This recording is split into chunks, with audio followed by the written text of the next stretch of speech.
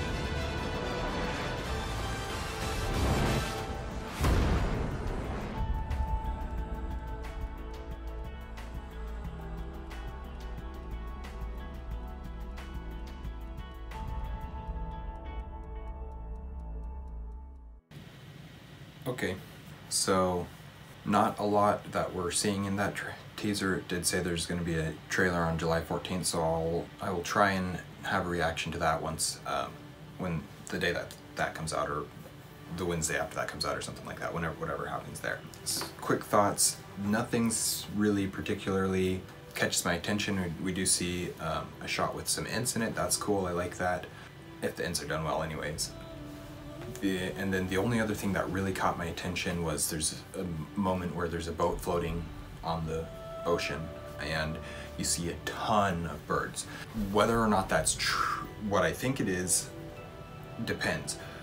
But I do like the idea of it because, and I put this on my Discord where because I've been reading through Unfinished Tales, and one of the sections of Unfinished Tales talks about basically the design of Numenor and how all that works. And it talks about, so what I wrote on my Discord was that there are so many birds that live there that it was said that were they blind, they would still know that their ship was drawing near Numenor because of the great clamor of the birds of the shore. The flocks are described as multitudes beyond reckoning. It's little things like this that make Middle-earth feel so full and real. Basically, there's mention in Unfinished Tales when it's describing Numenor about just the sheer amount of birds that are on Numenor, and that image, that's what it reminded me of. I hope that's something along the lines of what they're doing with that. I don't know, because the very next shot is then a bunch of elves, including Galadriel, on the boat, and the elves don't really go to Numenor that often. So, I mean, they do occasionally, but it's pretty, most of the time the ships are coming from Numenorians to Middle-earth, not the other way around.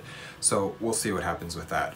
But that's really the only thing that caught my attention. I'm not sure what to think of the Harfoots that they're saying are basically like proto-hobbits, which isn't really the case. They're more of one of the three branches of hobbits. They're still hobbits. So we'll see what happens. I really don't know what to think of this show. I am excited for this show, but I don't have high hopes for it, if that makes sense. So let's go through and look at some of these images that are released here. To start with, we've got, and I will do the pictures, I'll have the pictures on my screen, but we've got the image of one of the characters It says it's Theo, and they've got the broken sword that we've seen images of earlier. I really have no opinion about this. I would like the broken sword to be Girthane. I doubt it will be, but at the same time it wouldn't surprise me if it was. I really have no idea what they're doing with this. Theo, I don't know anything about that character. And then the next one is an image of Bronwyn just standing on the banks of a river or a stream or a creek or something, and it looks fine. There's really nothing to comment about on it. I have no thoughts on it whatsoever. And then you've got the 3 covers for Empire magazine that were released. The first one is a image of Galadriel sitting in her full battle mail, and I don't love it. Lots of other people have already pointed out the fact that we don't really have a whole lot of evidence that Galadriel was a warrior like this, like they're trying to show her as. At the same time, there's some things that might suggest that maybe she was.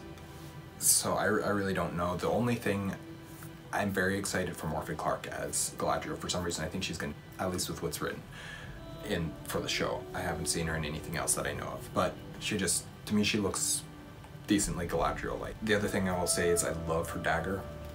It's kind of strange looking, and the way that it was forged and created, I'm not entirely sure how that would have worked, but they are elven smiths who know a lot of super cool things about forging armor and weapons and beautiful gems and stuff like that.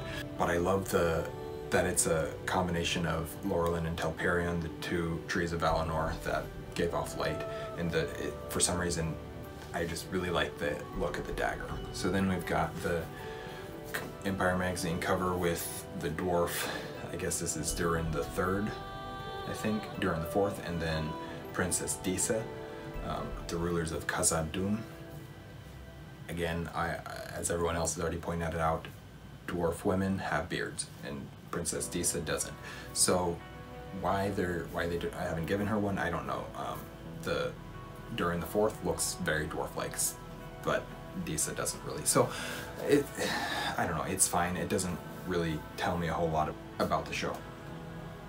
Then we've got the Empire cover with the Harfoots on it, and we've got, what are their names? Poppy Proudfellow, Eleanor, Nori Brandyfoot, and then Sadok Burrows. And once again, as everybody else has already pointed out, Eleanor would not have been used for the names of hobbits at this time. And the reason why is because that is a name of a flower that grows in Lothlorien, grows in some other places as well. But it's a flower that specifically Frodo says, you should name your daughter after this flower to Sam. And that's the first time that name is used. It's an elven word for a flower. It has nothing to do with hobbits at all. And so using that name for a hobbit kind of seems a little bit weird and breaks the lore a little bit. So I don't really love that. Other than that, I just don't love the look of the hobbits, or the Harfoots, I guess as they're calling them. It's not bad, but it just kind of very grungy looking, and that doesn't seem right to me. So we've got a picture of a ice troll, I believe is what they're calling it, snow troll. And I like the design of the snow trolls. In the trailer we see it, it's very obviously CGI in the trailer, but that's okay. I still like the design. I like the curled tusks coming out of its mouth. It's a very cool, very troll-like looking design, and I'm okay with that. Then we've got Calibrimbore. I don't love his costuming. I don't love that his hair is not long, and it doesn't have to be super long. Peter Jackson may have gone a little bit overboard with the lengths of the Elvis hair, but at the same time it fits their character, and it fits the way they're described, and it looks good. So I have no problem with the long hair that isn't used in Peter Jackson's films. I don't love the short hair. He doesn't look like an elf to me. He looks like a human, including his clothes. It doesn't look elven to me. Then we have some looks at the orcs. So as once again everybody else has talked about how good the orcs look, and I don't disagree. The orcs look pretty good. They very much practical. I like how they're just got like chunks of bone for helmets, stuff like that. It's very practical effects, makeup, and just built armor and stuff like that, and it looks really good. I like the red eyes on this one. nasty, gross looking teeth. It looks like orcs. And then that one, I can't help but thinking about Gore the God Butcher from the new Thor movie every time I see this. That's what I see every time I see this image of the orc running. But again, it looks good. And this last one with the, I guess it's not the last one, it's the second to last one, but the orc with just a gnarled up mouth. And then this cool, looks almost like a dragon skull, a small dragon skull stuck on his head as a helmet. It looks good. And the last one is just another image, maybe of that same, of one of those same orcs that we already saw. And yeah, so the orcs look good. Then we've got more stuff on Calibrimbore, another image of him. And again, I don't have a whole lot to talk about with them. It's fine. There's an image of Calibrimbore sitting with Elrond, and again, it's fine. It doesn't particularly look extremely elven, but at the same time, it doesn't particularly look unelven. Other than their costumes, I don't mind Elrond's costume as much. I don't care for Celebrimbore's costume, and again, I don't care for the hair. It just seems a little short. What's the next one? And then we come to High King Gilgalad. Gilgalad is one of the coolest characters in Tolkien's Legendarium. It's such a unique character. I don't love his laurel crown thingy. It doesn't work. I don't mind the rest of his costume. I don't hate it. I don't love it particularly either. It looks fine. But I love their interpretation of Aeglos, his spear. It's probably what I would have designed if I would have designed it, but that doesn't mean it looks bad. So I've overall been fairly impressed with the design of the weapons so far. They've all looked pretty good. And I think that's all of the images that have, or pretty much all the images that have been released since that trailer came out. I definitely got some nitpicks with them. I really don't know what to expect from the show. I hope that it's good. I don't expect it to be, but I'm still excited for it because it's an IP that I love. So I did mention that I was going to go in a little bit into the writings that have, or the articles that have been published about this show.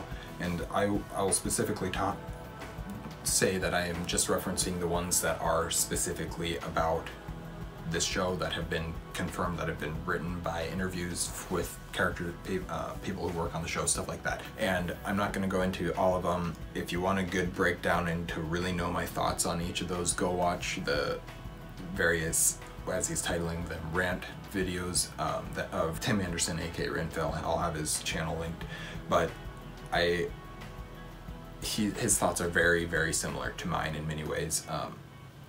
And I have a comment below each of the videos, probably with a little bit more of my thoughts, if you care to look into that a little bit more. But a lot of the things that are being said by people who worked on the show are very concerning. It's making me think that they care more about the name of the IP than the actual IP itself, and honoring Tolkien and his works and doing what he would have wanted done. Of course, he didn't really want his things made into movies or TV shows because it wouldn't be accurate and it wouldn't capture his vision exactly. Peter Jackson films did it really well. Even The Hobbit had the essence of Middle-earth, even though it wasn't really a good adaptation of his books at all. But this series is very much not an adaptation of Tolkien's works. It is inspired by Tolkien's works. And what I see about this show is they're doing it for money. And I don't like that. Tolkien's world should never be about money. Yeah, it's gonna make money no matter what happens, but it shouldn't be about money.